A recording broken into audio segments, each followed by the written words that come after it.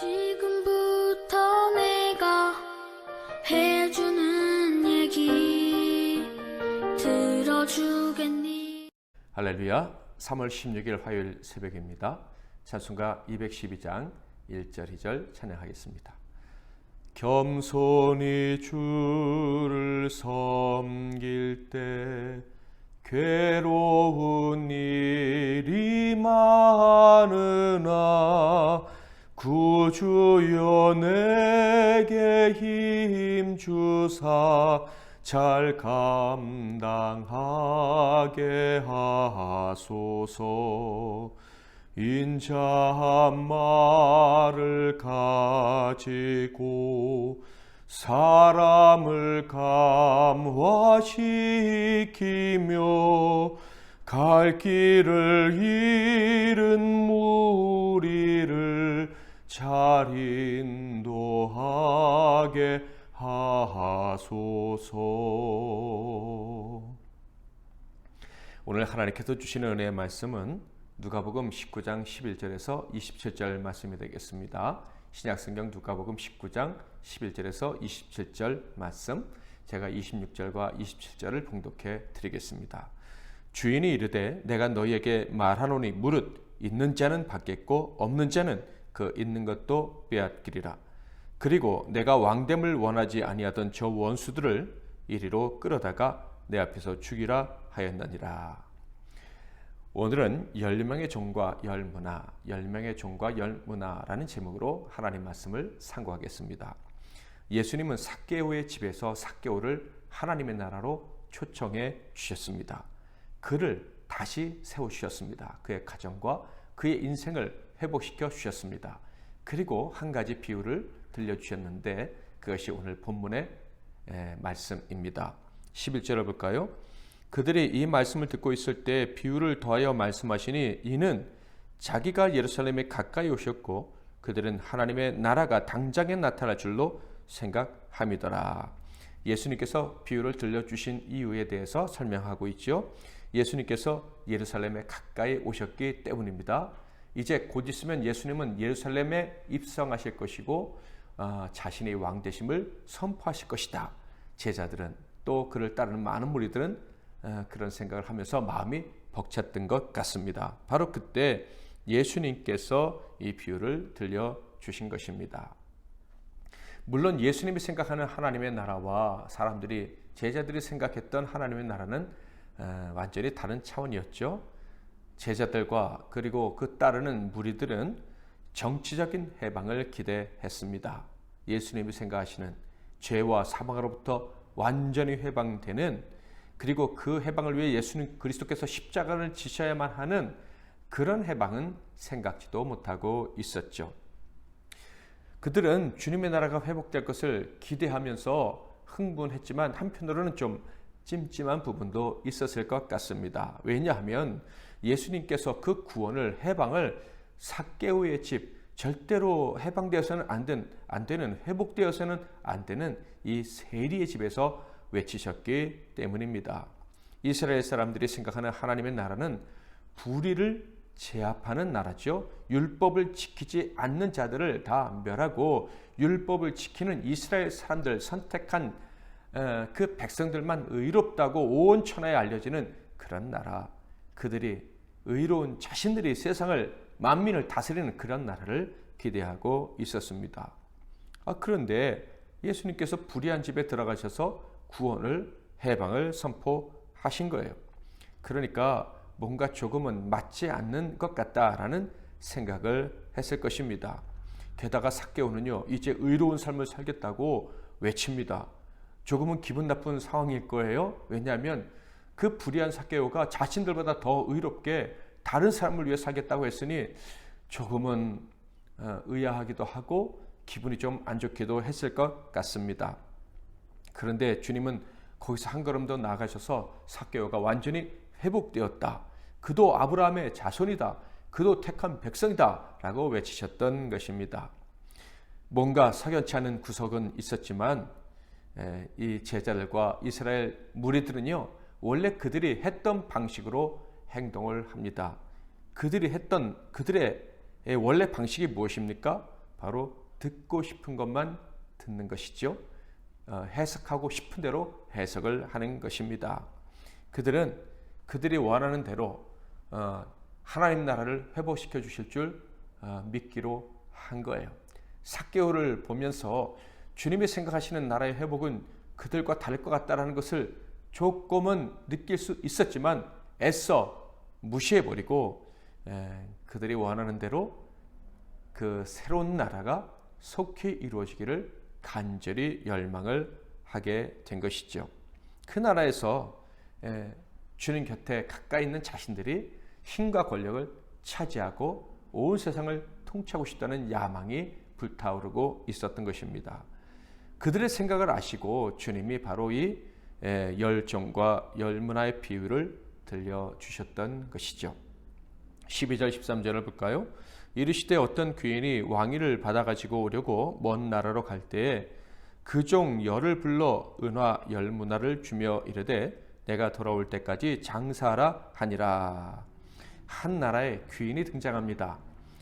왕위를 받기 위해서 먼 여행을 갔다 와야 될 귀인입니다. 이 귀인은 바로 예수 그리스도를 상징하는 것이죠. 그리고 그 귀인이 돌아올 때는 바로 심판의 때, 재림의 때를 의미하는 것입니다.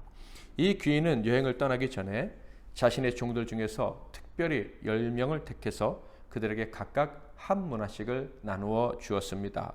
그것을 가지고 장사해서 이익을 남기라는 것이죠. 그렇게 한 데에는 더 큰 이유가 있었습니다. 내가 없을 때에도 너희들은 충성하라. 내가 돌아와서 새로운 나라를 세울 때 그 나라에 쓰임받을 수 있는 충성된 종으로 인정받을 수 있도록 준비해라. 이런 말씀이었습니다. 지금 이스라엘 나라를 기다리는 자들은 과연 하나님 나라에 예수님이 세우시는 그 나라에 쓰임을 받을 만한 사람들이었을까요? 예수님은 그들에게 너희들이 정말 하나님 나라에 필요한 종으로 준비되기를 바란다 라는 마음으로 이 열문화의 비유를 들려주셨다는 것을 알 수가 있습니다. 저와 여러분도 정말 하나님 나라에 필요한 종으로 준비되기 위해서 애써야 될 것이고 오늘 말씀을 통해서 또 교훈을 얻고 힘을 얻으시기를 소망합니다. 자, 그런데 이 귀인이 왕위를 받기 위해서 떠나자마자 문제가 생겼습니다. 14절 그런데 그 백성이 그를 미워하여 사자를 뒤로 보내어 이르되 우리는 이 사람이 우리의 왕됨을 원하지 아니하나이다 하였더라. 그 귀인이 통치하던 땅을 떠나자 그 백성들 중에서 왕을 미워하던 사람들이 드디어 입을 열고 말을 하기 시작했다 하는 거예요. 특히 이 그를 미워했다라는 이 원어의 의미는 계속해서 미워하고 있었다라는 말이에요. 예전에도 미워했고 지금도 미워한다 이런 뜻이죠. 그래서 그들은 귀인이 왕위를 받지 못하도록 뒤로 사람을 보내서 그 귀인에게 왕위를 주는 또 다른 왕에게 우리는 이 귀인이 왕이 되기를 원치 않습니다 라는 뜻을 전했습니다. 그러면서 분명 이 귀인에 대한 험담을 같이 전했겠죠. 그런데 어떻게 됐습니까? 결국 귀인은 그들의 소망과는 달리 왕위를 받고 돌아오게 됩니다. 왕위를 받고 돌아온 이 귀인, 이 왕이죠. 왕은 그들의 충성심을 확인하기로 했습니다. 15절 귀인이 왕위를 받아가지고 돌아와서 은화를 준 종들이 각각 어떻게 장사했는지를 알고자 하여 그들을 부르니 각각 한 문화씩 받은 종들은 주인 앞에 나와서 그동안의 자신들의 행동의 결과를 보고해야 했습니다. 16절부터 19절을 보겠습니다. 그 첫째가 나와 이르되 주인이여 당신의 한 문화로 10문화를 남겼나이다. 주인이 이르되 잘하였다 착한 종이여 내가 지극히 작은 것에 충성하였으니 10골 권세를 차지하라 하고 그 둘째가 와서 이르되 주인이여 당신의 한 문화로 5문화를 만들었나이다. 주인이 그에게도 이르되 너도 5골을 차지하라 하고 첫째와 둘째가 열심히 일한 결과를 보고했는데 한 문화를 받았는데 그걸 가지고 10문화를 남겼더니 10거울에 수령이 됐다. 엄청난 복을 받았다는 것을 알 수가 있습니다. 주인이 얼마나 그들의 충성을 기뻐했으면 이런 상을 주셨겠습니까? 그런데 세 번째 종에게는 문제가 생겼어요. 문제가 있었던 것이 그때 드러난 것이죠. 20절 또 한 사람이 와서 이르되 주인이여 보소서 당신의 한 문화가 여기 있나이다. 내가 수건으로 쌓아두었었나이다. 이 사람은 일하지 않았었던 거예요. 왜 일하지 않았을까요? 21절이 그 답입니다. 이는 당신이 엄한 사람인 것을 내가 무서워함이라. 당신은 투지 않은 것을 취하고 심지 않은 것을 거두나이다. 그는 주인이 악한 사람이라고 말하고 있습니다. 부당한 이익이나 바라는 파렴치한 사람인 것처럼 이야기를 하고 있는 거예요. 왜 이 사람이 이런 얘기를 했을까요? 이 사람은 귀인이 왕되기를 반대하는 사람들 편에 서 있었던 것입니다. 주인의 종을 자처했습니다. 주인의 집에 살면서 주인의 녹을 먹고 살아가고 있습니다. 그러나 그에게는 종의 마음이 없었던 거예요. 충성된 마음이 없었던 것입니다. 이유 없이 주인을 미워하는 자들과 편들고 그들을 편들면서 악한 행동을 할 때 오히려 마음이 편했던 아주 나쁜 사람이었어요. 악하고 이기적이고 기회주의적인 대세에 따라 행동하는 사람이었다라는 거예요. 그의 이런 부충된 마음, 거짓된 마음은 결국 심판을 받게 되지요. 22절부터 볼까요? 주인이 이르되 악한 종아, 내가 내 말로 너를 심판하노니 너는 내가 두지 않은 것을 취하고 심지 않은 것을 거두는 엄한 사람인 줄로 알았느냐? 그러면 어찌하여 내 돈을 은행에 맡기지 아니하였느냐? 그리하였으면 내가 와서 그 이자와 함께 그 돈을 찾았으리라 하고 곁에 섰는 자들에게 이르되 그 한 문화를 빼앗아 10문화 있는 자에게 주라 하니.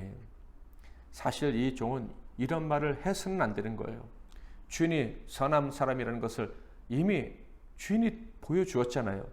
그 종들에게 10문화를 남긴 종에게 갖고 와라 무슨 자기 주머니에 넣는 그런 행동을, 그런 모습을 보여주지 않고 오히려 10문화가 아니라 10고울을 주지 않았습니까? 결코 나쁜 사람이 아닌데 그것을 보면서도 자기 악행을 감추려고 주인을 나쁘다고 이야기를 하는 거예요. 그래서 그는 심판받았습니다.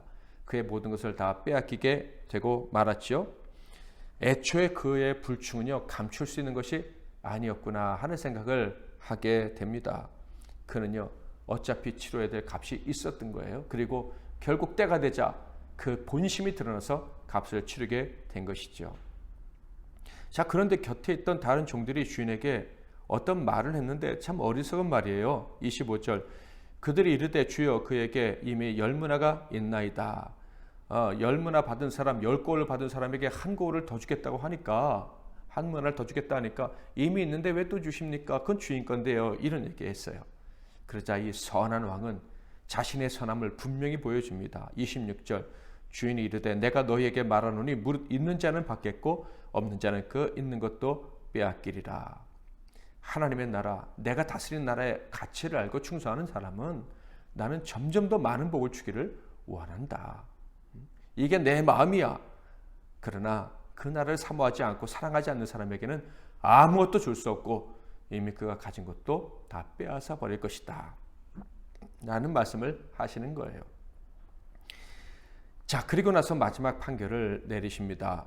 왕됨을 거절했던 모든 백성들과 그에 동조한 악한 종에 대한 판결이죠. 27절, 그리고 내가 왕됨을 원하지 아니하던 저 원수들을 이리로 끌어다가 내 앞에서 죽이라 하였느니라.